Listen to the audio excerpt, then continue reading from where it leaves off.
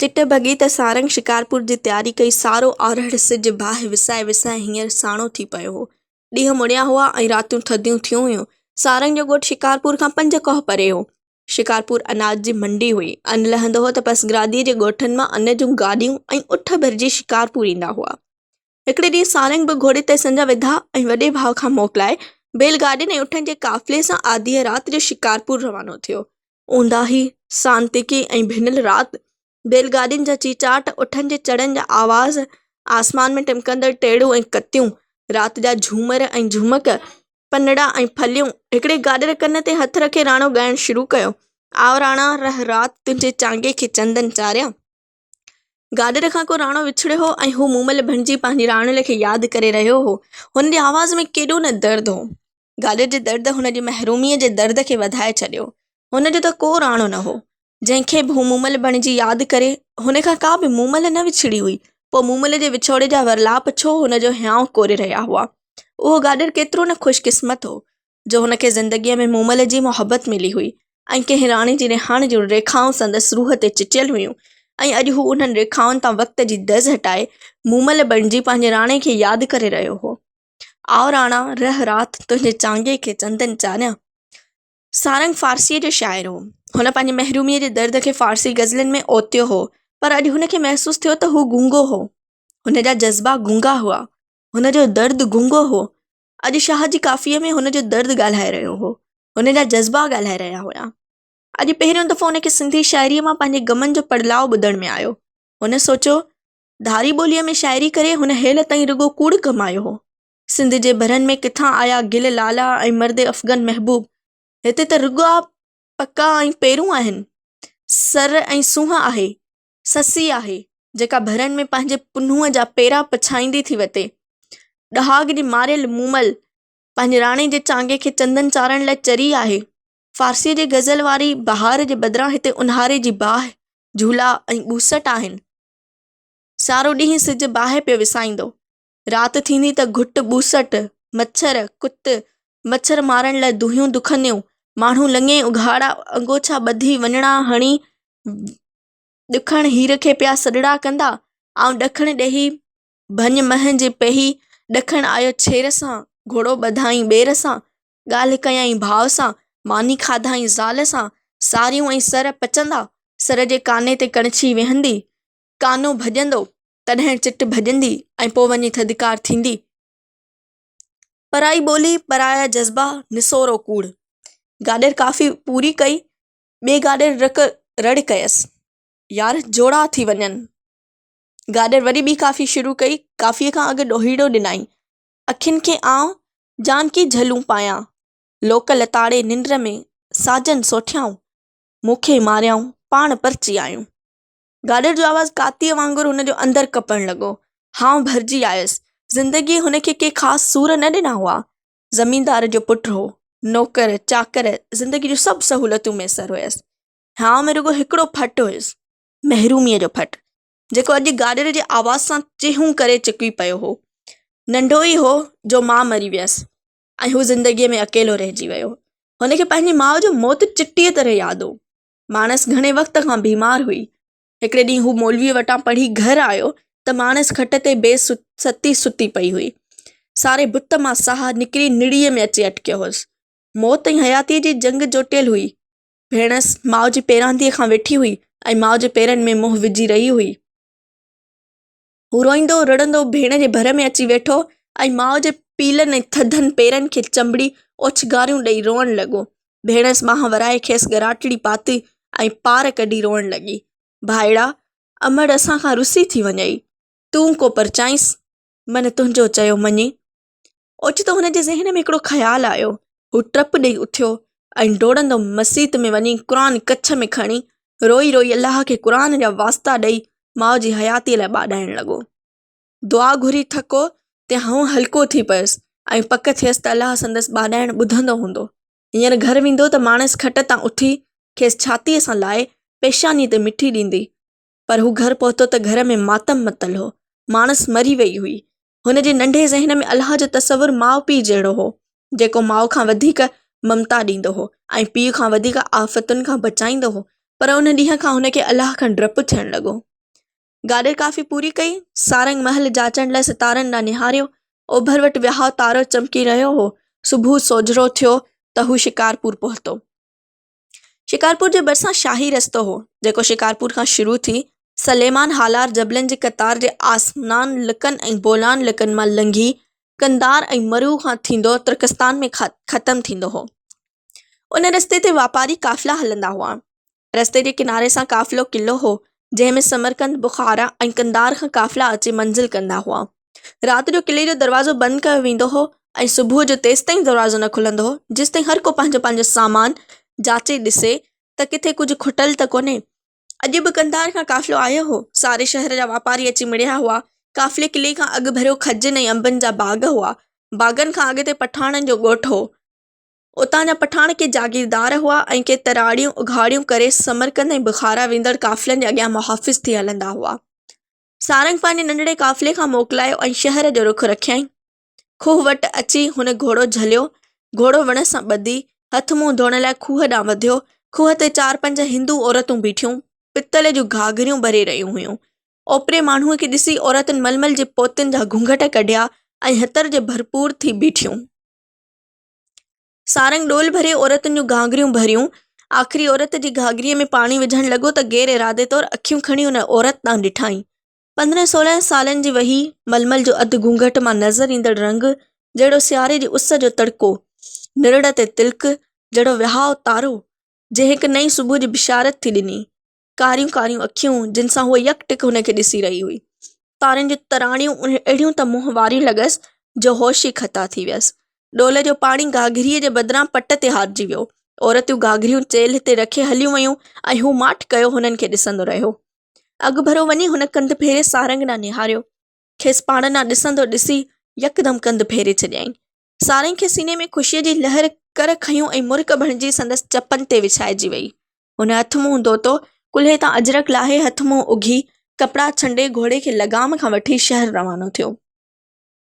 सारंग शिकारपुर में तालीम पढ़ाइण आयो हो। इब्तिदाई तालीम ॻोठ में मसीद जे मौलवीअ खां पढ़ाई हुआईं। मौलवी अंदर में इल्म जी अहिड़ी उञ उथारियसि जो सिख फुटी पियसि। मौलवीअ वटि जेको बि इल्मु हो सो सभु खेसि सेखारियईं ऐं पोइ सलाह ॾिनईंसि त शिकारपुर जे मदरसे में वञी तालीम पढ़ाए। जवान थियो हो, पिणसि मरी वियो हो। वॾो भाणसि ज़मीनूं संभालींदो ऐं राज ऐं सरकार जे बखेड़नि खे मुंहुं ॾींदो हो। भाणेसि जी मर्ज़ी हुई त हू ज़मींदारीअ में संदसि बांह ॿेली थिए, पर हुनजो अंदरि अहिड़ो त इल्म सां अटकियो जो हुन खां ज़मींदारी जा सभु कम विसरी विया। भाणेसि सोचियो त शादी करायांसि त का जवाबदारी महसूसु करे, पर हू शादीअ खां सफ़ा बड़ कढी बीठो। आख़िर अन्न जी गाॾी ॾेई शिकारपुर में जाइ वरिताईं ऐं भाउ खां मोकिलाए शिकारपुर हलियो आयो। शिकारपुर चङो वॾो शहर हो। दाऊद पोटनि हीउ शहर अॾायो हो। तुर्कस्तान वेंदड़ शाही रस्ते ते हुजण करे हिन शहर जल्दी तरक़ी कई। हिते वॾा वॾा हिंदू वापारी रहंदा हुआ जिन जूं कोठियूं ऐं गमाश्ता कंदार, समरकंद ऐं बुखारा में हुआ। अहमद शाह अब्दालीअ सिंध ते हमिलो कयो ऐं सिंधड़ीअ ते ॾन मढ़े शिकारपुर खे दौलत दुरानिया सां शामिल करे छॾियईं ऐं शिकारपुर में काबिल खां गवर्नर मुक़ररु थियण लॻा। पठाणनि जा कबीला शिकारपुर में अची रहिया ऐं सिंधड़ीअ जो पाणी पीताऊं त वरी वापसि मोटण जी न कयाऊं। हिकिड़े नई गॾियल तहज़ीब जनम वरितो। वरी मदद ख़ान लुट कई, पर शिकारपुर बची वई। सिंध में घरू लड़ायूं थियूं त बि शिकारपुर खे को लोॾो न आयो। हाणे ताज़ो मीरनि शिकारपुर ते कब्ज़ो कयो हो, पर होॾां रणजीत सिंह शिकारपुर शहज़ादीअ खे हथु करण जा ख़्वाब ॾिसी रहियो हो। सिंध जी सियासत कहिड़ो बि खणी रुख़ इख़्तियार करे, पर शिकारपुर जा माण्हू वाहन ते मेला लॻाईंदा। हर मौसम में हिंदुनि या मुसलमाननि जो को ॾिणु या मेलो थींदो। हिंदू मुसलमान ॿई शरीक थींदा हुआ। थधिड़ी, तरमूरी, लाल लोई, ईदूं, ॾियारी, शिव जा पल्ला मरंदा त साटियाणियूं पहिरियां पल्ला खणी ईंदियूं। आराई मौसम जा पहिरियां गुल ऐं भाॼियुनि जी पहिरीं वटि खणी ईंदा। मजाल आहे जो खेनि को मोटाए। असल क़ीमत खां ॿीणा टीणा पैसा ॾियणा पवंदा। शहर जे चौधारी गुलनि फुलनि जा बाग़ हुआ। शाम थींदी त माण्हू राबेल जूं कंदियूं पाए बाग़नि में घुमण वेंदा। नाच खेज थींदा। समरकंद ऐं बुखारा खां को काफ़िलो ईंदो त मेला लॻी वेंदा। कॾहिं उन्हनि काफ़िलनि सां को आलिम बि ईंदो। आलिम खे मदरसे में सॾायो वेंदो, पोइ त ज़हन जा ताक़ वेंदा पुटबा। सारंग शिकारपुर में अचण सां दिल्ली खसाए वेठो हो। पहिरें ॾींहुं खूह ते दीदन दाड़ा हणी संदसि निंड खसे वरिती हुई। निंड जी जाग में बि पयो ख़्वाब ॾिसंदो हो। मलमल जे घूंघट मां तकींदड़ तारा, सियारे जे तड़के जहिड़ो रंग। हिकिड़े ॾींहुं घुमण लाइ निकितो त रस्ते ते हिंदू औरतुनि जा टोला ॾिठाई, नंढियूं नेटियूं, खिलंदियूं टिड़ंदियूं थी वयूं। उन्हनि में हूअ बि हुई। हथ में पितल जी थाल्ही हुयसि, जंहिं में अटे जा ॾीया ऐं धोप थी भरियो। हुन पंहिंजी कटारियुनि जहिड़ियूं कहंदड़ अखियूं खणी हुन ॾांहुं निहारियो। हू उते ई मंडिजी बीही रहियो। मंदिर जे दर वटि पहुची वरी कंध फेरे हुन ॾांहुं ॾिठाई ऐं पोइ मुरकी चए लिखे मोड़ो ॾेई मंदिर में हली वई। हुन जी मुर्क सारंग जे सीने में बाख बणिजी फुटी, सख फिटी वियसि। रोज़ शाम थींदी त हू हुनजो दग अची झलींदो, दीदूं दाड़ा हणंदियूं, मुर्क जी बाख फुटंदी, पर वरी उहा विछोड़े जी वेरी राति। आख़िर विछोड़े जी राति पूरी थी। सिज आसमान मां टुॿी हई ऐं कंहिं अरबेलीअ जो खोंबो रओ छॾाइजी उॾामी आसमान में ताणिजी वियो। आसमान में अबाबील उॾरी रहिया हुआ। शाम जो आखेरनि में मोटंदड़ पखियुनि चिरबर लाए ॾिनी हुई। भर वारे मंदिर में शंख वॻो ऐं पोइ घंट वॼण लॻा ऐं सारी काइनात घंटनि जे आवाज़ में पड़ाइजी वई। पुॼारीअ भॼन ॻाइणु शुरू कयो। भॼन जा ॿोल कंहिं ॿी ॿोलीअ में हुआ ऐं सारंग उन्हनि जी माना सम्झी न सघियो, पर हुनखे महसूसु थियो ॼण पुॼारी जी आवाज़ सां अर्श जा किंगरा लुॾी रहिया हुआ। सारंग मंदिर जे पुठियां तलाउ जी कंठी ते घाटनि वणनि जे झकटे में वेठो सिंधूअ जो इंतज़ारु करे रहियो हो। सिंधू ॼण का आसमानी देवी हुई, जेका दुखायल दिलनि खे सरहो करण लाइ धरतीअ ते पेर धरण वारी हुई। हुन जे आज्ञान लाइ शंख वॼी रहिया हुआ ऐं पुॼारी भॼन ॻाए रहिया हुआ, पर देवी अञा कान आई हुई ऐं हर आवाज़ ते हुनखे सिंधूअ जे पेरनि जे आवाज़ जो गुमान थी रहियो हो। संदसि दिलि जी धक धक ॼण सिंधूअ जे पेरनि जा पड़लाउ। आख़िर वणनि में सरॿाट थियो ऐं वणनि जूं लामूं हटाईंदे सिंधू साम्हूं अची बीठी। सारंग खे पंहिंजी अखियुनि ते एतबार ई न थी आयो। शायदि हू जाग जा ख्वाब ॾिसी रहियो हो। जॾहिं खां हुन सिंधूअ खे ॾिठो हो, तॾहिं खां हू हर घड़ी अहिड़ा ख्वाब ॾिसंदो हो। सिंधू डेल जियां टिलंदी हुन जे भर में अची बीहंदी हुई, घूंघट हटाए माणी भरे मुर्क सां हुन ॾांहुं ॾिसंदी हुई ऐं हू जॾहिं हुन ॾांहुं हथ वधाईंदो हो तॾहिं। पर हींअर सिंधू हुन जे साम्हूं बीठी हुई ऐं उहो ख्वाब न, पर जेरे जाॻंदी हक़ीक़त हुई। अॼु सिंधू घूंघट न कढियो हो, पर त बि हूअ हया जे हिजाबनि में हुई। संदसि अछनि गलनि ते हया जे ॻाढ़ाण जी शफ़क़ टिड़ी पई हुई। संदसि वॾियूं ऐं डिघियूं पलकूं अखियुनि ते छांव करे बीठियूं हुयूं। हूअ रए जे पलांद खे आङुरियुनि ते वेढ़े ऐं छोड़े रही हुई। ओचितो पेरनि जो खड़को थियो। ॿई ॼणा ॼण निंड मां छिरकी जागी पिया। सिंधू ॾिनल अखियूं खणी उन तरफ़ निहारण लॻी जितां पेरनि जो आवाज़ अची रहियो हो। हुनजी छाती हेठि मथे थियण लॻी। हुन हीसियल हरिणीअ जियां छिरकी छाल ॾिनो ऐं सारंग जे सीने सां अची चंबड़ी। संदसि दिलि कंहिं कुठल कबूतर जियां फतकी रही हुई। सारंग हुनखे ॿाह में सोघो झलियो ऐं ॿई ॼणा साह मुंझाए कन लाए पेरनि जो आवाज़ ॿुधण लॻा। आस्ते आस्ते आवाज़ दूर थींदो वियो ऐं जॾहिं ख़तरो टरी वियो, तॾहिं सारंग खे अहसासु थियो त हुनजी सिंधू हुनजी ॿाह में हुई।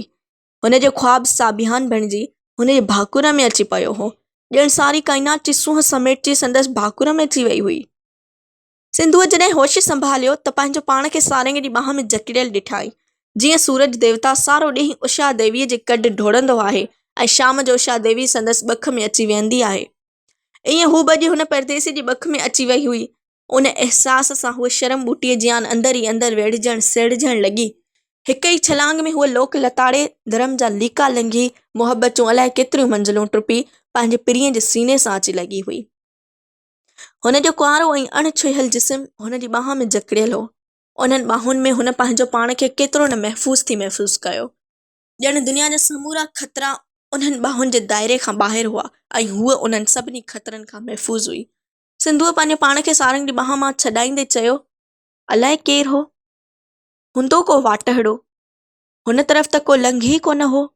केरु बि हुजे, असांजो छा? जे ॾिसी वठे हा त छा करी हा? ॿिन्ही खे कुही छॾे हा, पोइ त ॾाढो चङो थिए हा, ॿई गॾु मरूं हा। हयातीअ मां एतिरो कक आहीं छा जो मरण जूं ॻाल्हियूं थो करीं? जहिड़ो शिकल जो सुहिणो आहे, तहिड़ो ई ॻाल्हाइण जो मिठो आहे, सिंधूअ सोचियो। अॼु हूअ पहिरियों दफ़ो सारंग सां मिली हुई, पर उन खां अॻु हूअ केतिरा दफ़ा सपननि में सारंग सां मिली हुई। केतिरा दफ़ा हुन सपना ॾिठा हुआ त हूअ कोटनि में क़ैद हुई ऐं सारंग ॿुट ॿधी घोड़े जे सुंभनि सां धूड़ उॾाईंदो कोट केराईंदो आयो ऐं हुनखे भाकुर में भरे दूर खणी हलियो वियो। अखियूं अथसि किन सुरकण फाहियूं, ॾिसण सां माण्हुनि खे अहिड़ो थियूं फासाइनि जो फथकण ई नथियूं ॾियनि। पहिरें ॾींहुं घाघरी भरे ॾिठाई ऐं दिलड़ी खसियाईं। रजनीअ सां मंदिर वेंदी हुयसि त दग जले बीठो हूंदो हो। कीअं न निमाणा नेण खणी निहारींदो हो। मुंहिंजो बि अंदरि पियो ॻरंदो हो, पर लोक आहे ॿोक। लोक जी लॼ झले वरितो हो, न त कॾहिं जो अची मिलां सां। रजनी सारी ॻाल्हि सम्झी वई। तंहिं हिते मेल कराया, न त सारी ॼमार ईअं हिक ॿिए खे ॾिसंदे गुज़री वञे हा, पर ॿिए लॼ जो लीको लंघी न सघूं हा। रजनीअ खे चयमि, रजनी हू त मुस्लमान आहे। तंहिं ते खिलंदे चयईं, चरी प्यार सभिनी धर्मनि खां मथां थींदो आहे। उन ॾींहुं पंडित कोन थी चयो त वेदनि में लिखियल आहे त जीअं जीअं जुदा जुदा रंगनि जूं गायूं हिक रंग जो अछो खीरु ॾींदियूं आहिनि, ईअं जुदा जुदा धर्म हिक ई दणीअ खे ॻोल्हींदा आहिनि। हू रहीम चवनि, असां राम चऊं। हू कलंदर शहबाज़ चवनि, असां भरथरी हरी चऊं। माण्हुनि हर जुमे ते मस्जिद में ॾीओ कोन ॿारींदी आहे। असां बि मुस्लमाननि वांगुरु यारहीं मल्हाईंदा आहियूं। मुहर्रम में ताज़ियनि ते ॾुंघी मिस्री ऐं ॾोकड़नि जा ढेर लॻाईंदा आहियूं। नंढियूं हूंदियूं हुयूंसीं त अम्मा जे ताज़ियनि जे हेठां लंघाईंदियूं हुयूं। पाण मुस्लमाननि जे घरनि में ॾियारीअ जी मिठाई ऐं थधिड़ीअ जा मिठा लोला मोकिलींदा आहियूं, ऐं हू वरी ईदनि ते हलवो मानी ऐं सयूं मोकिलींदा आहिनि। पोइ ॿियायूं छाजियूं? ॻाल्हि असल हिकु अथई, माण्हू रुॻो अखरनि में मुंझिया आहिनि। परदेसी घणा ॾींहं शिकारपुर में रहंदे। हाणे त सारी ॼमार हिते रहंदुसि, ऐं जे मुअसि त वसियत करे वेंदुसि त मूंखे हिते दफ़न कयो वञे। निमाशाम जो मरण जूं वायूं वाता न कढ। भॻवान ॾींहं ॾेई जवानी माणी, असां स्त्रियूं तव्हां जूं जुतियूं आहियूं। तूं मुंहिंजी जुती न पर पॻ आहीं। पॻ लाहे काॾे वेंदुसि? पखी आख़िरनि में मोटंदा आहिनि ऐं परदेसी पंहिंजे देस। तूं बि अॼु या सुभाणे पंहिंजे ॻोठ हलियो वेंदे। तोखे छॾे काॾे वेंदुसि? परदेसी आहियां, तुंहिंजे देस में अची पखा ॾिया अथमि। कहल करे मिड़ई परदेसनि जे पखनि ते पेरड़ा घुमाए वेंदी कर, तुंहिंजा ॿोल ॿुधी पिया जीअंदासीं। माइटनि वटि न वेंदे? हाणे कहिड़ा माइट? मुंहिंजो त सभु कुझु हाणे तूं आहीं। अॻे तुंहिंजा नेण चित में चणकंदा हुआ, हाणे तुंहिंजूं ॻाल्हियूं चित चरियो करे छॾींदियूं। असांखां बि निंड खसी थी, जहिड़ी करणी तहिड़ी भरणी। एतिरे में वरी घंट वॼण लॻा ऐं पुॼारी भॼन ॻाइण लॻा। ख़बर अथई इन भॼन जी माना छा आहे? न, इन भॼन जी माना आहे त ए मुला, तुंहिंजो वॾे वाके ॿांगूं थो ॾीं ऐं ॿांभीं थो, जो हेॾा घंट थो वॼाईं, छा भॻवानु ॿोड़ो आहे? भॻवान त कलीअ जे पेर जो आवाज़ बि ॿुधे थो। असांजी बि ॿुधे जो मेल करायईं। तो असांजा शास्त्र पढ़िया आहिनि? शास्त्र पढ़ी छा कंदुसि? छो? इन करे जो अव्हांजा शास्त्र ऋषियुनि जे रचियल आहिनि, ऐं मूं भॻवान जो रचियल शास्त्र पढ़ियो आहे। उहो वरी कहिड़ो शास्त्र आहे? तूं न आहीं? सारंग जी ॻाल्हि ॿुधी सिंधूअ जो चहिरो चंपा जे गुलनि जियां टिड़ी पियो। प्यार जो वेरी वक़्तु गुज़रंदे वेर में ई न करे अलाए कीअं वक़्तु गुज़री वियो, समक ई कान पयनि। रजनीअ सॾु कयो तॾहिं अखि पटियाई त मार वक़्तु घणो गुज़री चुको हो। ॿिन्ही हिक ॿिए खां मोकिलायो, जुदा थियण लाइ दिलि ई न थियनि, पर त बि ॿिए ॾींहुं मिलण जी आस में मोकिलियाऊं। ईअं मेल थींदा रहिया। प्यार जा पल अख छंभ में गुज़रंदा विया, जुदाईअ जा पल जहिड़ा पहाड़। रजनी हुननि खे रखड़ी ॿधी सिंधूअ शिव जो पहिरियों पल्लो पचाए हुन ॾांहुं मोकिलियो। होलीअ में रंगनि जी वर्खा थी। तरमूरीअ जे तरनि जा लॾूं, थधिड़ीअ जा लोला आया। ॾियारी आई, ॾींहंनि झिरमिर लाती, पर ओचितो धूड़ जे धूड़ वसण लॻी। ॾीआ हिकु हिकु थी उझामण लॻा। वेरी वक़्तु वार कयो ऐं हिकु थी धड़कंदड़ ॿ दिलियूं हिक ॿिए खां जुदा थी फथकण ऐं लुछण लॻियूं। हिकिड़े ॾींहुं सारंग वणनि जे झुगिटे में वेठो सिंधूअ जो इंतज़ारु करे रहियो हो। सिंधूअ जे अचण जी महल थी वई हुई, पर हूअ अञा कान आई हुई। अॼु हुनजे दिलि में अलाए छो कंडो चुभी रहियो हो ऐं बेचैनीअ सां सिंधूअ जो इंतज़ारु करे रहियो हो। रखे रखे हुन अखियूं खणी हुन वाट ॾांहुं थी निहारियो, जंहिं तां हर रोज़ हूअ पंहिंजा पट जहिड़ा पेर घुमाईंदी लोक खां लिकी हुन वटि ईंदी हुई। ओचितो पेरनि जो आवाज़ थियो, वणनि जे लामुनि में सरॿाट थियो। हुन ऐसातियूं अखियूं खणी साम्हूं निहारियो। रजनी बीठी हुई, मोगी ऐं निबल। हू टप ॾेई उथियो ऐं रजनीअ जे वेझो वञी हुन खां सिंधूअ जो पुछियाईं। रजनीअ ॿुॾंदड़ आवाज़ सां हुनखे ॿुधायो त सिंधूअ जे माइटनि खे संदन प्यार जी ख़बर पइजी वई हुई। सिंधू कोट कड़नि में आहे ऐं हाणे हूअ कॾहिं बि हुन सां मिली न सघंदी। रजनीअ जी ॻाल्हि ॿुधी सारंग जे बुत मां साह छॾाइजी वियो। ॼंघूं ॾकण लॻसि ऐं हू उते ई वेही रहियो। अलाए घणी देरि हू ईअं वेठो रहियो ऐं पोइ जॾहिं अखियूं खणी मथे निहारियईं त रजनी वञी चुकी हुई। राति चङी गुज़री वई हुई। वण ख़ामोश बीठा हुआ ऐं हर तरफ़ ऊंधा हुई। सिंधूअ जो विछोड़ो कारी राति बणिजी हुनजी काइनात ते छांइजी वियो। कंहिं शइ में दिलि कान थी लॻसि। किताब पढ़ण जी कोशिशि कंदो हो त किताब जा अखर अॻियां उभिरी वाॻूं बणिजी संदसि वजूद ते वार कंदा हुआ। अञा संदसि दिलि में सिंधूअ सां मिलण जी उमेद जो तारो टिमकी रहियो हो, पर पोइ उहो तारो बि टुटो ऐं तारीख़ खलाउनि सां टकराइजी भस्म थी वियो। सिंधूअ जी शादीअ जी शरनाव जा सुर उनाइण लॻा ऐं सारंग जो साह ॿुसा अचण लॻो। इरादो कयईं त सिंधूअ खे ज़ोरी खणी वञी, पर अंदरि मलामत कयसि। प्यार खे पाप बनाइण न जुगाए। पिरीअ जे पीउ माउ जी इज़त छो मिटीअ में मिलायां। आख़िर ट्रप ॾेई उथियो, घोड़े ते लांग वराए बिना कंहिं मंज़िल जे रवानो थियो। रस्ते ते उहो खूह हो जिते दीदनि दाड़ा हया हुआ। उहो साॻियो मंदिर, तलाउ जी कंठी ते वणनि जो झुगिटो जिते हुन सारी काइनात खे भाकुर में झलियो हो। अॼु बि आसमान में अबाबील उॾामी रहिया हुआ। अफ़क़ वटि शफ़क़ ॼण कंहिं अरबेलीअ जो खोंबो रओ छॾाइजी उॾरी उफ़क़ वटि ताणिजी वियो हो। मंदिर में शंख वॻो, घंड ऐं झांझ वॻा ऐं को भॼन ॻाइण लॻो। मुला, तूं जे वॾे वाक़ई ॿांगूं थो ॾीं, ॿांभण तूं घंड थो वॼाईं, छा भॻवानु ॿोड़ो आहे? हा, भॻवानु ॿोड़ो आहे। घिंड ऐं झांझ था चवनि त भॻवानु ॿोड़ो आहे। शरना जे सुर था उनाइनि त भॻवानु ॿोड़ो आहे। हुन ॿिए हथ कननि ते रखिया ऐं वठी घोड़ो भॼायईं। अलाए घणा ॾींहं सिचल साईंअ जी दरगाह ते रहियो, पोइ मंज़िलूं कंदो भिट धणीअ जी दरगाह ते आयो। जुमेरात फ़क़ीर भिट धणीअ जूं काफ़ियूं ॻाईंदा हुआ। हू मोननि में मुंहुं विझी काफ़ियूं ॿुधंदो ऐं ॻुझा ॻोढ़ा ॻाड़ींदो हो। हिकिड़े ॾींहुं अंदरि उथल खाधसि। काफ़ी चयाईं, पंहिंजो सारो सोज़ काफ़ीअ में पलटायईं, पर खेसि महसूसु थियो त हुनजो अंदरि सूरनि जो खूह आहे। लफ़्ज़ भॻल कंगरियूं आहिनि जेके हुनजे अंदरि मां सूरनि सां भरिजी ॿाहिरि निकिरनि थियूं। पर ॿाहिरि निकिरंदे निकिरंदे सभु सूर उन्हनि मां वही मोटी वञी अंदरि था पवनि। को कंहिंजो सूर कोन थो ॼाणे। सभिनी जे अंदरि में सूरनि जा सिला आहिनि, पर कंहिंसां सूर नथो सले। इरादो होसि त भिट धणीअ जो फ़क़ीर थींदो, गेड़ू अल्फ़ी पाए, जगतारो ऐं चपड़ियूं वॼाए पंहिंजा सूर ॻाईंदो।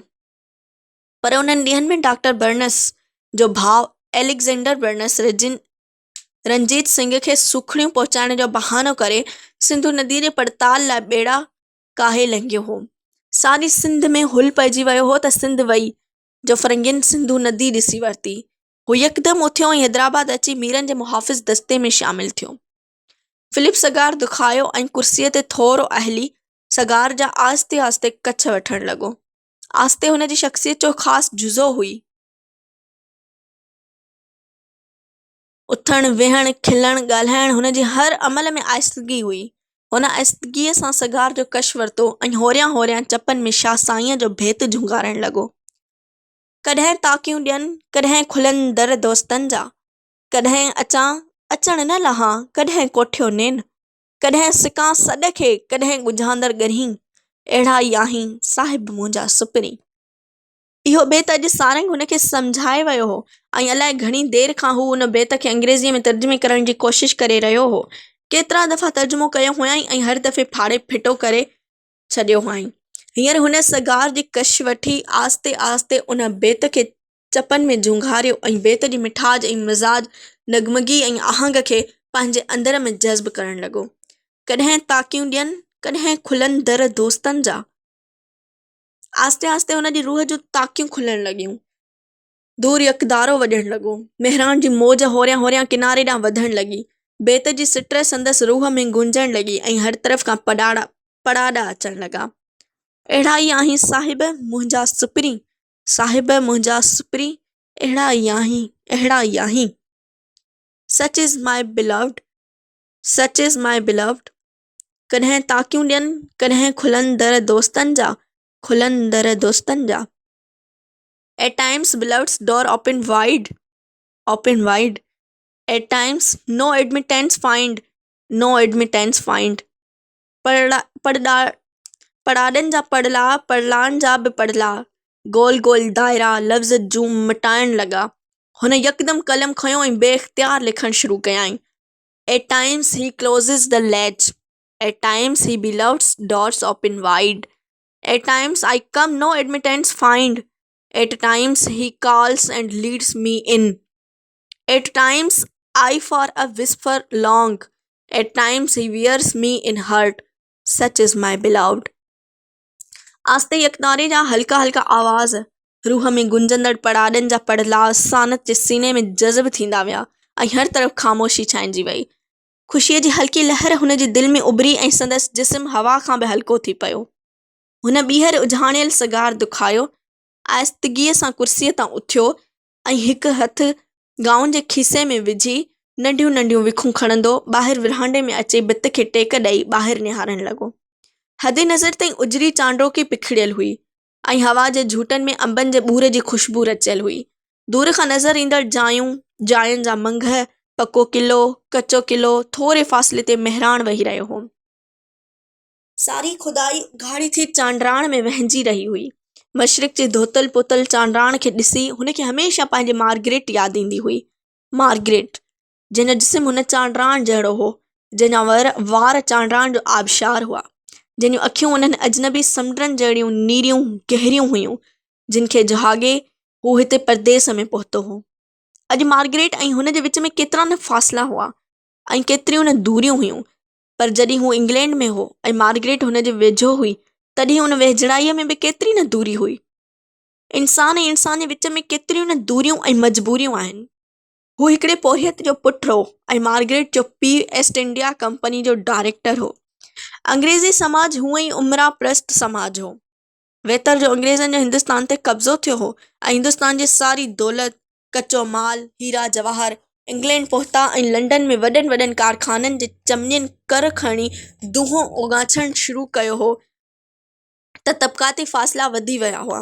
पर हुनखे इन्हनि फ़ासिलनि जी ख़बर कान हुई ऐं हुन ख़्वाब ॾिठा हुआ त हू मार्गरेट सां शादी कंदो, कैम्ब्रिज मां अंग्रेज़ी अदब जी डिग्री वठंदो ऐं गीत लिखंदो।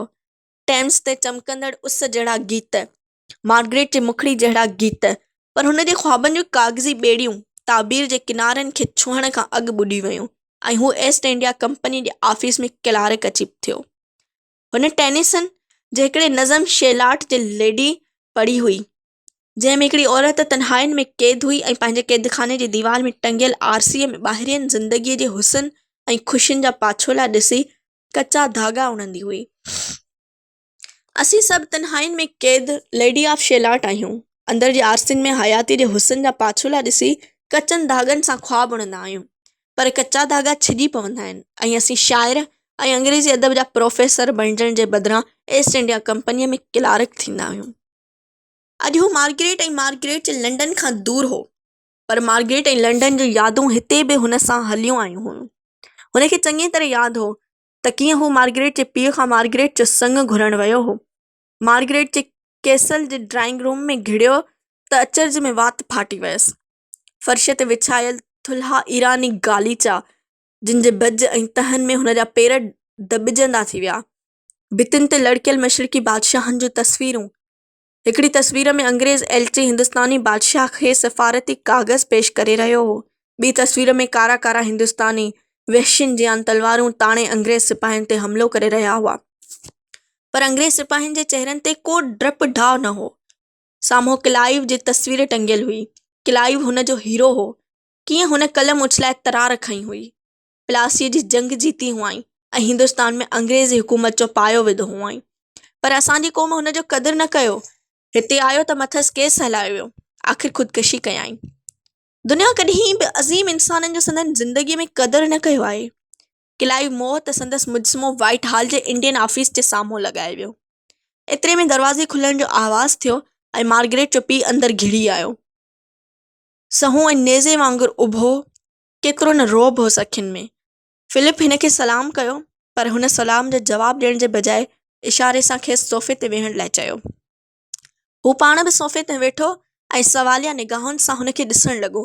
फिलिप ॻाल्हाइणु शुरू करणु चाहे, पर अखर निड़ीअ में अटकी पियसि। खंघकार करे निड़ी साफ़ कयाईं ऐं ॻाल्हि शुरू करण लाइ उथी बीठो, पर अहसासु थियुसि त बीहणु ठीकु न आहे, सो वरी वेही रहियो। कहिड़ियूं न अजीब हरकतूं थो करियां, पंहिंजो पाण ते खार खाइणु लॻो। आख़िर हिबकंदे हिबकंदे मार्गरेट ऐं पंहिंजे नंढपिण जे प्यार जो ज़िक्र कयाईं ऐं मार्गरेट जे संग जी घुर कयाईं। फिलिप जी ॻाल्हि ॿुधी मार्गरेट जे पीउ हैरत विचां हुन ॾांहुं निहारियो। ॼण खेसि पंहिंजे कननि ते यकीन ई न थी आयो ऐं पोइ मुरकी वेठो ऐं पोइ टहिक ॾियणु लॻो। सफ़ा टहिकनि में ॿुॾी वियो ऐं पोइ यकदमि संदसि टहिक बंदि थी विया। ॿिन्ही हथनि सां सोफ़े जी ॿाहुनि खे झले, बुत खे थोरो अॻिते करे, ॾंद भिकोड़े, तारा फाड़े वठी रड़ कयई, गेट आउट यू फूल।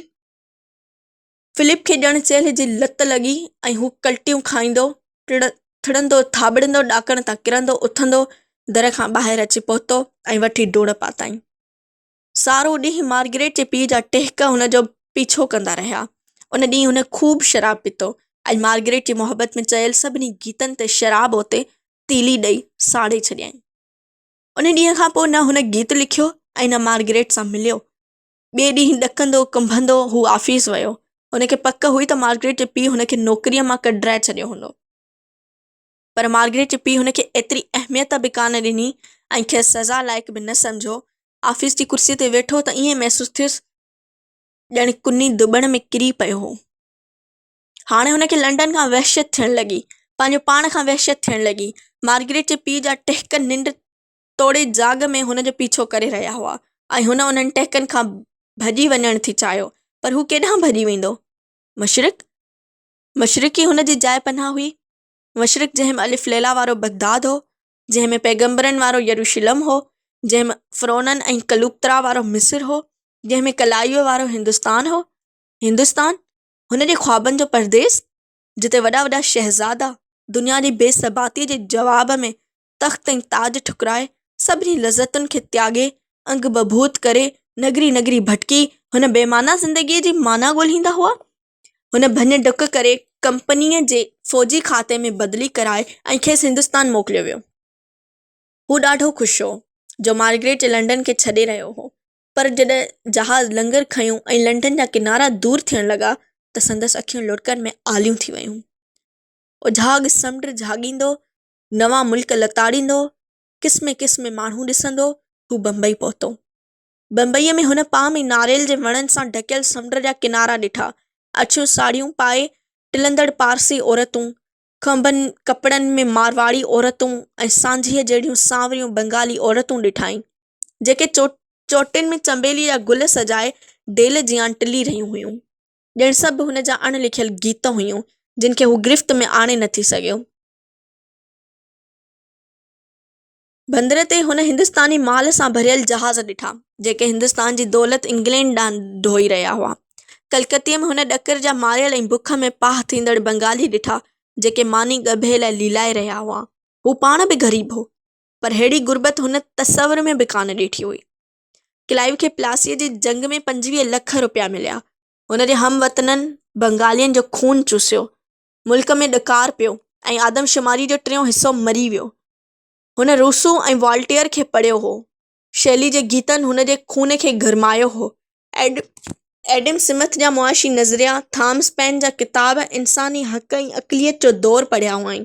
छा वॉल्टेयर रूसो ऐं फ्रांसीसी इनक़लाब जो जवाबु नेपोलियन आहे, जंहिं चयो हो त इक़्तिदार मुंहिंजी सुरीत आहे, उन सुरीत खे हासिल करण लाइ मूंखे एॾा त जतन करणा पिया आहिनि जो मां कंहिंखे बि इजाज़त न ॾींदुसि त हू मूंखे उन खां महरूम करे या उन में मूंसां भाङे भाइवार थिए। छा इंग्लैंड जे सियासी सुॼागी एडम स्मिथ ऐं थॉमस पेन जे नज़रियनि जो जवाबु क्लाइव आहे? उन ॾींहुं पहिरियों दफ़ो हुनखे क्लाइव खां नफ़रत थी। थेकरे जे नाविल वेनिटी फेयर में हुन हिकिड़े अंग्रेज़ी नवाब जो किरदारु पढ़ियो हो। हिते विख विख ते हुन अहिड़ा नवाब ॾिठा जिन वटि वॾा वॾा हरम हुआ ऐं जेके एंग्लो इंडियन तबिके खे जनमु ॾेई रहिया हुआ। पादरी बाइबल फहिलाए रहिया हुआ ऐं टामे बाडफ्रिंग, हुन जा साथी, सारो ॾींहुं एंग्लो इंडियन छोकिरियुनि सां शराब पीअंदा हुआ, पर हू सारो ॾींहुं किताब पढ़ंदो हो। हुन फ़ारसी पढ़णु शुरू कई। पहिरीं ॾाढी ॾुखी लॻसि, पर पोइ आस्ते आस्ते सिखी वियो। हाणे हू हिकु अजीब ज़हनी दुनिया में अची पहुतो। हाफ़िज़ ऐं ख़याम जी दुनिया, सीना ऐं ताहिर बाबा, अरियान जे दुनिया, जिते तसौफ़ जो नीरो कोहीड़ो छायल हो ऐं मंसूर अना हल हक़ जो नारो हणी फाहीअ ते लड़कियो हो। शाम थींदी हुई त हू पाम ऐं नारेल जे वणनि हेठां वेही समुंड जे लुछंदड़ फथकंदड़ लहरुनि ॾांहुं ऐं दूर अफ़क़ ॾांहुं निहारींदो हो, जिते आसमान झुकी समुंड खे चुमंदो हो। दुनिया केतिरी न वसी आहे। समुंड जे हुन पार बि त का दुनिया हूंदी, जंहिं में को शेक्सपियर ऐं शैली हूंदो। को फिलिप हूंदो जंहिंजे सीने में मार्गरेट जी मोहबत जा घाव हूंदा। अलाए उहा दुनिया कॾहिं ॾिसंदो। 6-7 साल गुज़री विया। हुनखे तरक़ी ॾेई कमीशन्ड ऑफिसर कयो वियो। हिकिड़े ॾींहुं कलकत्ते में हू रस्ते तां लंघी रहियो हो त ओचितो हुनजी नज़र हिकिड़ी चौचाकी बगीअ ते पई। मार्गरेट हुन खां हल्की दाह निकिरी वई। मार्गरेट चौचाकी बगीअ में वेठी हुई ऐं हुन सां गॾु हिकिड़ो लॉर्ड वेठो हो जंहिंजा बंगाल में चांहिनि जा बाग़ ऐं ईस्ट इंडिया कंपनीअ में हिसा हुआ। हू बगीअ में ईअं वेठो हो ॼणु सारो हिंदुस्तान चांहिनि जो बाग़ हो ऐं हू उन बाग़ जो अकेलो मालिक हो। हुन जी बगीअ जी कॾ हिकिड़ो अधु उघाड़ो बंगाली छोकिरो डोड़ंदो थी आयो। साहिब बहादुर बखियो आहियां, हिकिड़ी डबल रोटी घुर्जेम। साहिब बहादुर कावड़ में कंधु मोड़ियो ऐं ॾंद बिकोड़े ज़ोर सां रड़कियईं, go away you fool. Bengali छोकिरो उते ई ॼमी वियो। हू बि उते ई ॼमी बीही रहियो हो। हू बि उन अधु उघाड़े बंगाली छोकिरे जी सारी ॼमार मार्गरेट जे बगीअ जे कॾ दौड़ंदो रहियो हो। साहिब बहादुर बुखियो आहियां, हिकिड़ी डबल रोटी। साहिब बहादुर हिकिड़ो ख्वाब। ऐं मार्गरेट जो पीउ कावड़ में कंधु मोड़े ॾंद बिकोड़े ज़ोर सां रड़ कई हुई, गेट आउट यू फूल। बगी हुन जे अॻियां लंघी वई ऐं हू पंड पहिण थी मार्गरेट खे ॾिसंदो रहियो। शादीअ खां पोइ मार्गरेट केॾी न सुहिणी थी पई हुई, सफ़ा राणी थी लॻी। गुज़िरियल घड़ियूं हियांव ते तरी आयसि। अधु टिड़ियल मुखड़ीअ जहिड़ी मुखड़ी वारे मार्गरेट ऐं हू ॿई टेम्स जे कपर ते वेठा हुआ। हुन मार्गरेट जी मोहबत में पहिरियों गीत लिखियो हो ऐं हुनखे साम्हूं वेहारे खेसि इहो गीत ॿुधाए रहियो हो। गीत पूरो थियो त मार्गरेट जे पीउ जा टहिक गूंजण लॻा। हू हुन जे गीत ते, हुन जी मोहबत ते ऐं हुन जी गुरबत ते ठठोलियूं करे रहियो हो। फिलिप तिखियूं तिखियूं विखूं खणंदो बार में हलियो वियो। अॼु वरी हुन खूब शराब पीतो ऐं शराब पी जॾहिं मस्तु थी वियो त हिकिड़े एंग्लो इंडियन औरत ॾांहुं निहारण लॻो। हूअ फिलिप खे निहारींदो ॾिसी मुरकण लॻी। फिलिप बि मुरकण लॻो ऐं पोइ वठी टहिक ॾियणु लॻो। यकदमि टहिक बंदि थी वियसि।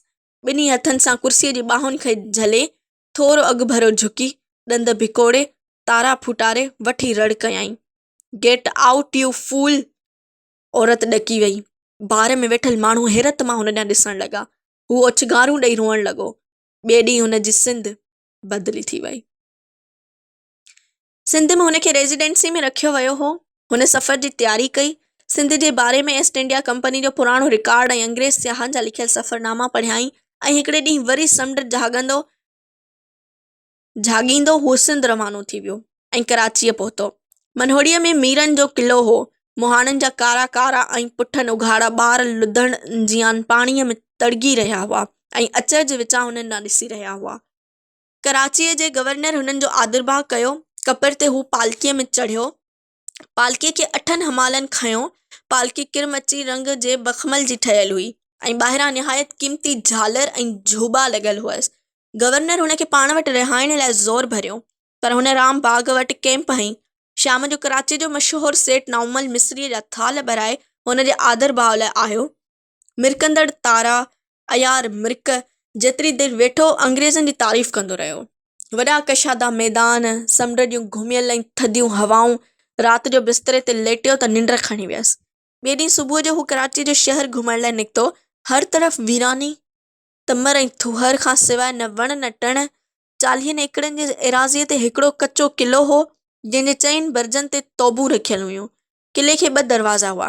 हिकिड़ो दरवाज़ो लियारी नदीअ ॾांहुं खुलंदो हो ऐं ॿियो समुंड ॾांहुं। लियारी वारे दरवाज़े खे मिठो दर ऐं समुंड वारे दरवाज़े खे खारो दर सॾियो वेंदो हो। लियारीअ जे पेट में खूह हुआ जितां माण्हू पाणी भरींदा हुआ। उन्हनि खूहनि वटि हुन हिंदू औरतूं ॾिठियूं जेके मलमल जे पोतियुनि जा घूंघट कढी पाणी भरे रहियूं हुयूं। मलमल जे घूंघटनि में हुननि जा झरकंदड़ चहिरा जहिड़ा हल्की हल्की झुड़ में चंड। पेशानीअ ते तिलक ॼण ॾियाटियूं थी ॿरियूं। शाम जो हू मंघो पीर घुमण वियो। पासे खां घाटो ॿेलो टकर ते मजावर जी झूपड़ी ऐं सन्हड़ो डिघो मजावर जेको हुनखे तलाउनि में रहंदड़ वागूं ॾेखारे रहियो हो। उते ई हुन हिंगलाज जा नांगा ॾिठा। कहिड़ो न अजीब देस आहे। ॿिए ॾींहुं हू घोड़े ते हैदराबाद रवानो थियो। ज़मींदार जी लांढी पहिरीं घारे ऐं गुजे में मंज़िलूं कंदो हो। ठटे पहुतो। ठटे में हू कंपनीअ जे अॻूणे नुमाइंदे जी जाइ में रहियो। जंहिंखे मक़ामी माण्हू अंग्रेज़नि जे मारी छॾींदा हुआ। शाहजहानी मस्जिद में मकलीअ जा मक़बरा ॾिसी हैरान थी वियो। सोचियईं शायदि हीउ मुल्क बि कंहिं ज़माने में ॾाढो तहज़ीब याफ़्ता हूंदो। शायदि इहो शहर ई उहो पटियाला बंदर हो जितां सिकंदर ऐज़म जो अमीर अल बहर नैरकोस फनीकी मिस्री ऐं यूनानी मलाहनि सां ॿेड़ियुनि ते चढ़ियो हो। दारा ऐज़म जी यूनानी अमीर अल बहर साइक्लास सिंधुअ मां ॿेड़ा काहे शायदि हिन शहर जे माण्हुनि खां ॾन उगाड़ियो हो। अज़ीम यूनानी तारीख़ नवीस हीरोडोट्स हिन मुल्क जी तारीख़ लिखी हुई। पर्तगालियनि हिन शहर खे लुटियो हो ऐं हिननि खे हिन शहर मां एतिरो त लुट जो माल मिलियो हो जेको खेनि एशिया जे कंहिं मुल्क खां न मिलियो हो।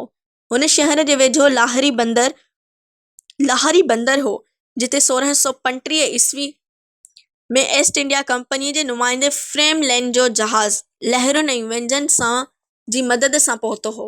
हितां जे वापारी माल जे बारे में उन साॻे फ्रेमलैंड लिखियो हो त ॿाहिरियुनि मुल्कनि में जेतिरी सिंध जे सामान जी घुर आहे ओतिरी हिंदुस्तान जे कंहिं बि हिसे जे सामान जी घुर कान्हे।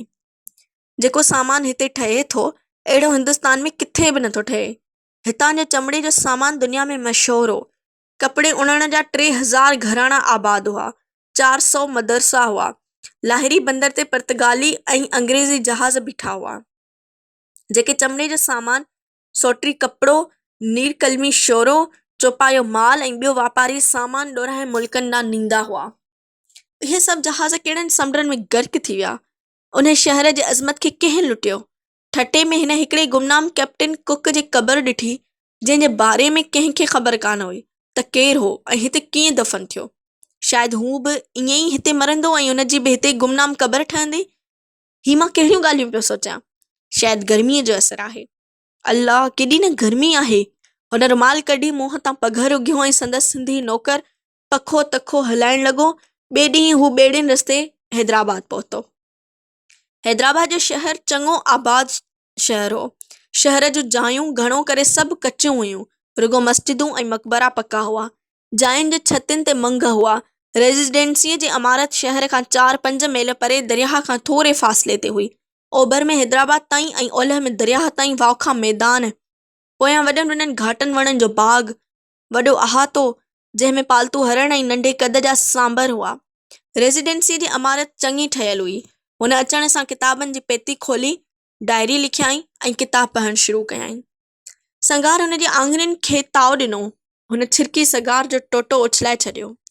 राति चङी गुज़री वई हुई ऐं हैदराबाद जे हवाउनि में अंब जे ॿूर जी ख़ुशबू सां गॾु हींअर खंकी बि रची वई हुई। भिनल चांड्रोकीअ में परियां दरियाह ॾाढो सुहिणो नज़र अची रहियो हो। हुन दरियाह ॾांहुं वञण जो इरादो कयो। रेज़िडेंसीअ जे ॿाहिरीं दरवाज़े वटि पहुतो त ड्यूटी ते बीठल कारे मदारसी सिपाहीअ फ़ौजी बूट जूं खुड़ियूं खड़काए खेसि सलामी ॾिनी। खुड़ियुनि ऐं राइफ़लनि जे ओचितो खड़के सां हुन खां हल्को छिरिक निकिरी वियो। हू मद्रासी सिपाहीअ जी फ़ौजी सलाम जो जवाबु ॾियण खां सवाइ अॻिते वधी वियो। हुनखे इन्हनि कारनि मकानी सिपाहियुनि खां सख़्तु नफ़रत हुई जिन 2 चइनि टकनि ते पंहिंजूं वफ़ादारियूं ऐं वतन विकिणी छॾियो हो। कॾहिं उहो सिपाही उन जे हमवतननि ते गोलियूं वसाईंदो हो ऐं अॼु संदनि हिफ़ाज़त लाइ पंहिंजे हमवतननि ते गोलियूं वसाइण लाइ बंदूक भरे बीठो हो। इंसानु केतिरो न सस्तो विकामी थो वञे। जेको अन्न हू उपाए थो उन जे 2 चइनि दाणनि ते, जेको कपिड़ो हू पाण उणे थो उन जे 2 चइनि टुकरनि ते, वतन जी मोहबत वफ़ादारियूं सभु अजायूं ॻाल्हियूं आहिनि। ज़िंदगी जो सभ खां वॾो क़दुरु, सभ खां वॾी चङाई दौलत आहे। दौलत जंहिंमां चङाईअ जा सभु चश्मा फुटनि था, जंहिंसां हिननि कारनि सिपाहियुनि खां पंहिंजनि हमवतननि ते गोलियूं हलराए सघजनि थियूं। दौलत जी कशिश सां छिकिजी पंहिंजो वतन मिट माइट छॾे समुंडनि ऐं तूफ़ाननि सां लड़ंदा असां हिते पहुता आहियूं ऐं हिंदुस्तानियुनि जे रत में ॿुॾल सिकनि खे उघी पंहिंजनि खीसनि में विझी रहिया आहियूं। उन्हनि रत में रतल सिकनि सां मार्गरेट जी सूंहं खे ख़रीद करे सघिजे थो। दौलत अज़ली चङाई, अज़ली हुस्न, नज ऐं सच जी दौलत ई सभु कुझु आहे। ऐं इंसानी आदर्श, नेकियूं ऐं मोहबतूं सभु अचायूं ॻाल्हियूं आहिनि। त पोइ मां हिन कारे हिंदुस्तानी सिपाहीअ खां नफ़रत छो करे रहियो आहियां? इहो सिपाही त मां पाण आहियां। मां तारीख़ जे हर सुफ़े ते सीनो ताणे बीठो आहियां। पंहिंजे सीने ते गोली खाई किरंदो आहियां ऐं गुमनामी जे क़बर में गुम थी वेंदो आहियां।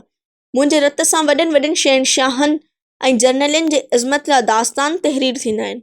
मां पंहिंजनि हथनि सां ताजमहल ऐं बकिंगहम पैलेस ठाहींदो आहियां ऐं पोइ उन्हनि जी हिफ़ाज़त लाइ गोली खाई मरंदो आहियां। मूंखे को बि यादि न कंदो आहे। मुंहिंजे हथनि में हुबल वतनी जे जज़्बे जी सूंह जी को बि तारीफ़ न कंदो आहे। सिकंदर आज़म ज़िंदाबाद, नेपोलियन ज़िंदाबाद, क्लाइव ज़िंदाबाद। हींअर हू दरिया जे कप ते अची वेठो हो। हुन जे पेरनि में सिंधु वही रहियो हो। थोरो पर भरो किनारे सां ॿेड़ियूं बीठियूं हुयूं। कंहिं कंहिं ॿेड़ीअ में ॾीओ टिमकी रहियो हो।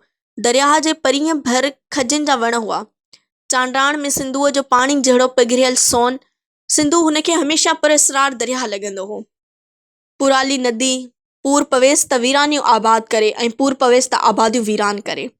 सरमस्त ऐं शहज़ोर आर्यन जॾहिं पहिरीं सिंधुअ खे ॾिठो त हैरान थी विया।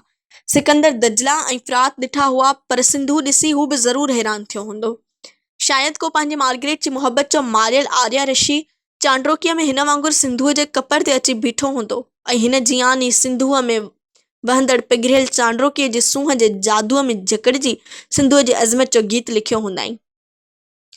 हुन केतिरनि हंधनि खे ॾिठो हो जेके सिंधुअ जे पाणीअ खे जल देवता करे पूॼींदा हुआ ऐं मुसलमान सिंधुअ खे दरिया शाह वली करे सॾींदा हुआ। हिन जो यूरोपी ज़हन अहिड़नि वहमनि खे क़बूल करण लाइ तयारु न हो, पर कॾहिं कॾहिं सिंधुअ खे ॾिसी हू बि सोचींदो हो त शायदि हिंदू ऐं मुसलमान ॿई सही आहिनि ऐं सिंधु पूॼा लाइक़ु आहे। शुरू में फिलिप जॾहिं सिंध में आयो हो त सिंध हिनखे सफ़ा कान वणी हुई। सिंध खे ॾिसी खेसि वीरानीअ जो अहसासु थियो हो। कराचीअ में समुंड जा उघाड़ा किनारा, वारियासा मैदान ऐं दड़ा, कराचीअ खां वठी ठटे ताईं पथरीला पट, किथे किथे ॿकरियुनि जा धण चरी रहिया हुआ। कंहिं टकरीअ ते कखावन घर हुआ, न त हर तरफ़ वीरानी वीरानी हुई। हिन सोचियो हो त हिन देश जी धरती पंहिंजनि ॿचड़नि ते केतिरी न नामहरबान आहे। न संदसि सीने ते वण आहिनि जेके उस में सड़ी छांव ॾियनि, पथर खाई मेवा ॾियनि, ऐं न ई संदसि कुख में गुल ऐं संग आहिनि। पर पोइ आस्ते आस्ते सिंध हिन ते पंहिंजी सूंह ज़ाहिर कई। हींअर हुनखे सिंध जे तसवुर सां टेनिस जो हिकिड़ो नज़म लॉर्ड्स एटर्स यादि ईंदो हो। यूलेसियस जॾहिं ट्राय जे जंग तां मोटियो त समुंड झाॻींदो, तूफ़ाननि सां टकराईंदो, लहरुनि सां लड़ंदो, थकिजी टुटिजी साणो थी हिकिड़ी अहिड़े ॿेट में अची पहुतो जितां जे रहवासियुनि झोल में कंवल जा गुल आणे संदसि साथियुनि खे आछिया। कंवल जा इहे गुल खाइण खां पोइ संदसि साथियुनि जो सारो थकु लही वियो ऐं निंड जा अहिड़ा खेप चढ़ियनि जो जंगियुनि ऐं तूफ़ाननि खे विसारे उन ॿेट जे माक भुनल गाह ते लेटी कंवलनि जहिड़ा कोमल ख्वाब ॾिसण लॻा। सिंध बि कंवलनि जो देश आहे ऐं मां ज़िंदगीअ जे तूफ़ाननि सां टकराईंदो हिते अची पहुतो आहियां ऐं हितां जे माण्हुनि झोलियुनि में मोहबत जा कंवल आणे मूंखे आछिया आहिनि। मोहबत जेका अज़ली ऐं अब्दी हक़ीक़त आहे, दराज़नि जी दरगाह ऐं कलंदर जो कुबो आहे। ख़ुदा आहे, ख़ुदा पुन्हू आहे ऐं संदसि मोहबत जी मारियल ससी झंगनि बिरनि ऐं संदसि पेरा पछाईंदी थी वते। पर पुन्हू त हू पाण आहे ऐं पंहिंजा ई पेरा ॻोल्हींदी थी वते। पन पन में पुन्हूअ जा पड़लाव आहिनि। राग संदसि रूप आहे। सारी सिंध ते तसौफ़ जो हल्को ऐं रोशन धुंध छायल हो ऐं उन धुंध में हर शइ निंड उखड़ी नज़र अची रही हुई। निंड उखड़ी तहज़ीब, निंड उखड़ा माण्हू, ॼण ख्वाबनि जे शहरनि जा शहज़ादा। मूंखे ईअं छो थो महसूसु थिए त मां पहिरीं बि हिते आयो आहियां। हीअ सिंध ऐं सिंध जी निंड उखड़ी तहज़ीब मुंहिंजी ई तहज़ीब आहे। शायदि हिंदुनि जो तनासुख वारो अक़ीदो सचो आहे। शायदि मां बि कंहिं जनम में महिराण जे कपर ते पैदा थियो हुअसि। मूं मार्गरेट सां गॾु हिन दरिया में ॿेड़ी हलाई आहे। गेड़ू अल्फ़ी पाए यकदारो वॼाए मूं हिन देश जे चपे चपे ते गीत ॻाया आहिनि। टेम्स ते चमकंदड़ उस जहिड़ा गीत, मार्गरेट जे मुखड़े जहिड़ा गीत ऐं उन मोहाणी जहिड़ा मीरान जहिड़ा गीत जंहिंखे मूं पहिरियों दफ़ो हिते हिकु ॿेड़ीअ में ॾिठो हो। हिकिड़े ॾींहुं हू रेज़िडेंसीअ जी इमारत मां निकितो ऐं घुमंदो घुमंदो दरिया जे कप ते अची बीठो। कप ते ॿेड़ियूं बीठियूं हुयूं ऐं दरिया जो जोबन फाट खाई रहियो हो। मुहाणनि जा ॿार विहिंजी रहिया हुआ। कंहिं ॿेड़ीअ में का औरत कुन्नीअ में ॾोई घुमाए रही हुई, का चांवर छणे रही हुई ऐं हिकिड़ी औरत ॿार खे खीर पियारे रही हुई। नंढड़ा नंढड़ा घरड़ा, सुखनि ऐं सूरनि जूं नंढड़ियूं नंढड़ियूं काइनातूं हिन ॿेड़ीअ ते चढ़ी दरिया जो सैर करण जो इरादो कयो। हिकिड़ो पोढ़ी मोहाणी जी ॿेड़ीअ ते चढ़ियो। पोढ़े जी ॾाढ़ी ऐं मथे जा वार अछा हुआ। चेहरे ते वक़्त जी कोरीअड़े घुंजनि जो ॼार उणे छॾियो हो ऐं मौत उन ॼार में छप हणी वेठो हो। फाटल गोॾ, मेरी ऐं फाटल फती, मथे ते मेरी पग, हथ फाटल पर जहिड़ा पहण। उन्हनि हथनि अलाए घणियूं ॿेड़ियूं घड़ियूं हुयूं ऐं वंझनि सां तूफ़ान ऐं विफरियल सिंधूअ जो सीनो चीरियो हो ऐं अलाए घणनि ॿुॾंदड़ ॿेड़ियुनि खे किनारे लाथो हो। पर संदसि ज़िंदगी जी ॿेड़ी विच सेर में हुई ऐं दूर ताईं को किनारो नज़र न थी आयो। पोड़े पंहिंजनि पहणनि जहिड़नि हथड़नि में वंझ संभालिया ऐं ॿिए ॿेड़ीअ मां कंहिंखे